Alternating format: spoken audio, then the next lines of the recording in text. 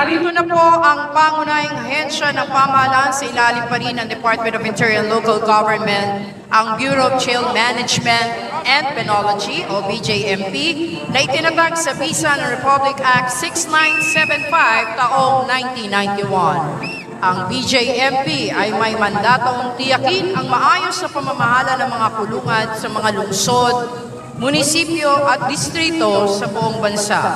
Pangunahing tungkulin ng ahensya ang pangalagaan ng karapatan at kapakanan ng mga persons deprived of liberty o PDL na kasalukuyang sumasailalim sa investigasyon, naghihintay ng hatol o sentensyado ng 3 taon pababa. Isinusulong ng ahensya ang ligtas at makataong pamamalakad sa mga pasilidad, piitan. Ang mga kinatawan ng mga mahuhusay na drug enforcement officers na sinanay mula sa kilalang PDEA Academy. Sila na pangunahing tagapagtanggol ng bansa laban sa iligal na droga, ang Philippine Drug Enforcement Agency sa mahigit 2 dekada ay nagpapatupad ng mga batas kontra droga sa bansa sa pamamagitan ng pagbawas sa demand ng droga, pagpigil sa supply at rehabilitasyon ng mga biktima ng droga. Nasa ating harapan ang mga kinatawan ng Bureau of Corrections, isa sa mga pangunahing haligi ng Philippine Criminal Justice System sa ilalim ng kagawaran ng katarungan o DOJ.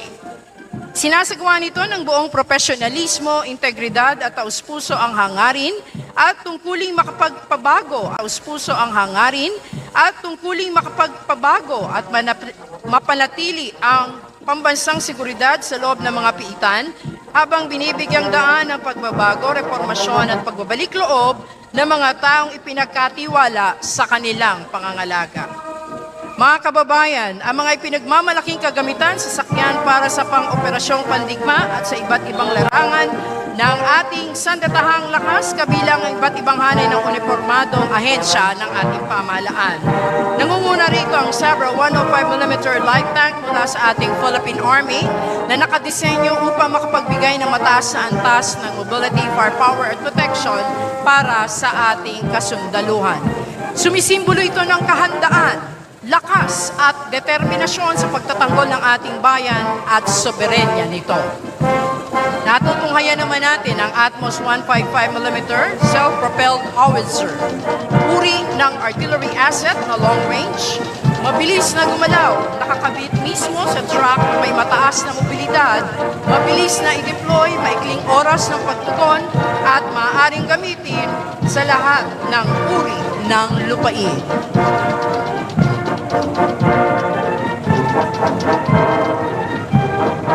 Sumusunod po ang search and rescue team mula po sa ating Philippine Army.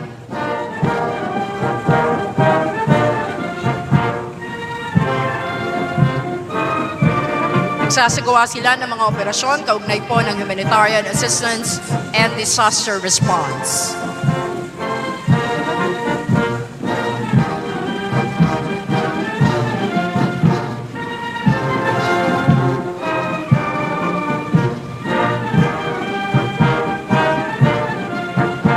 Narito rin po sa ating harapan ang mga sasakyan, armor ng ating Philippine Navy Marines.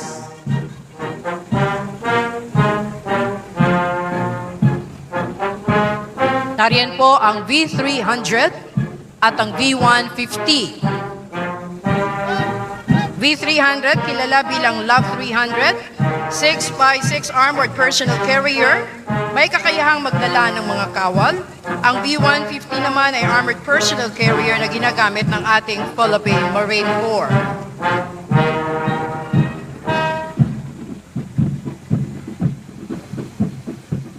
Nariyan din po ang 155mm howitzers mula pa rin po sa ating Philippine Navy Marines. At nasa ating harapan ang 105mm howitzers na pawang mga gamit bilang artillery asset.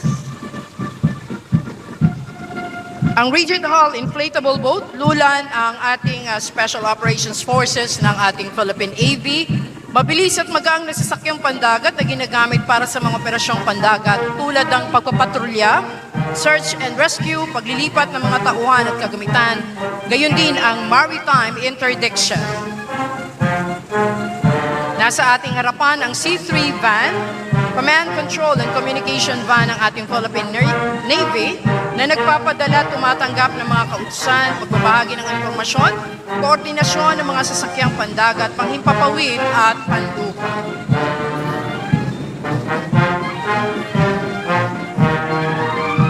Mula naman po sa ating Philippine Air Force, nariyan po ang B-150 Armored Personnel Carrier.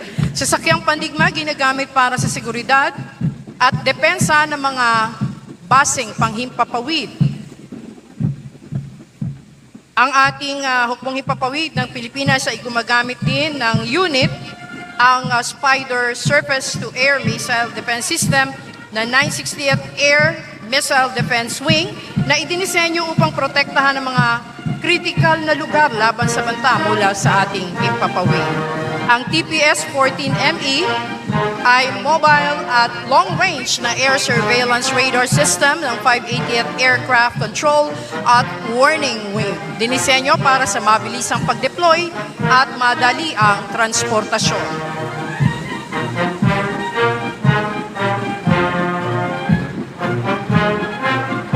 Ang mga sasakyan mula sa pambansang pulisya ng Pilipinas.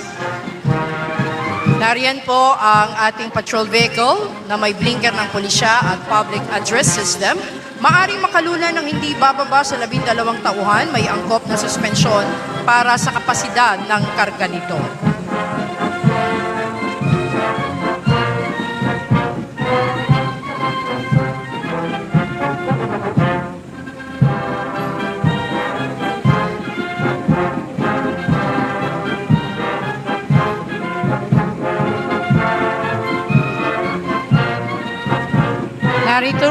Narito po sa ating harapan ang PNP SOCO van, ginagamit ng mga investigador sa pagsusuri at pagpoproseso ng pinangyarihan ng krimen. Mga heavy motorcycle mula sa Highway Patrol Group.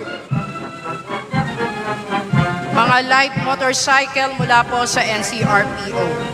Mga sasakyang pawang gamit sa mga tungkulin at gawain sa pakikipag-ugnayan, gawaing administratibo, pagpapatrolya at pagpapanatili ng police visibility.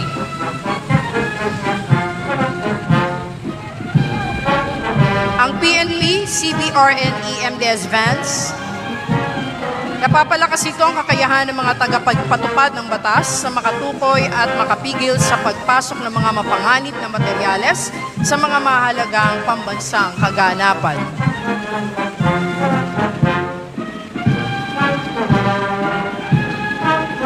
Ang ating SWAT vans, magaan, matibay at matatag na sasakyan gamit para sa paghahatid o pagdadala ng mga tropa o kargamento para sa mga espesyal. Nariyan din po ang Armored Personnel Carrier ng ating Philippine National Police gamit sa paghatid ng mga tropa na nangangailangan ng proteksyong armor. Idinisenyo upang maiiwas sa mga operatiba para sa direktang entry assault o pagpasok ng may pag-atake sa isang partikular na gusali at iba pang barikadong instruktura.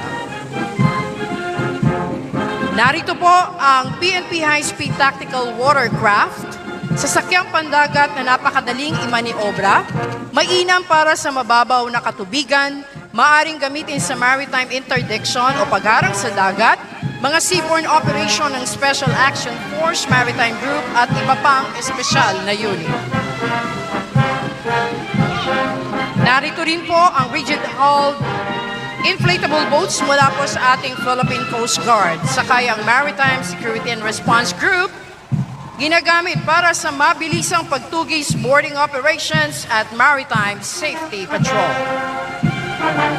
Ang tactical jet ski, dinisenyo para sa mataas sa antas ng liksi, bilis at maasahang pagganap sa mga operasyong baybayin tulad ng search and rescue, coastal patrol, interdiction, disaster response, reconnaissance at surveillance.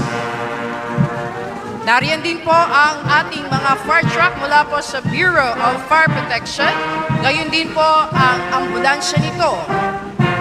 Ginagamit ito sa pag-apula ng apoy sa panahon ng sunog, samantalang ang ambulansya ay nagsisilbing mobile clinic para sa pagbibigay lunas at pagpapanatili ng buhay ng tao upang rumesponde sa komplikadong sitwasyon. Ang CSSR Trump, nakahanda ito sa paghahanap ng biktima, pag-shoring o pagsisiguro ng istruktura, bridging at break-in, lifting at moving, gayon din para sa confined space rescue.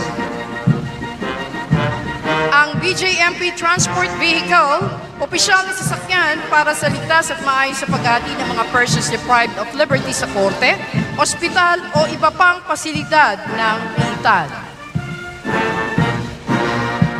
Mga kababayan, sila ang ating mga kaagapay upang mapanatili ang kaayusan, katiwasayan at kapayapaan sa buong kapuluan para sa isang matatag na kinabukasan ng ating bagong Pilipinas.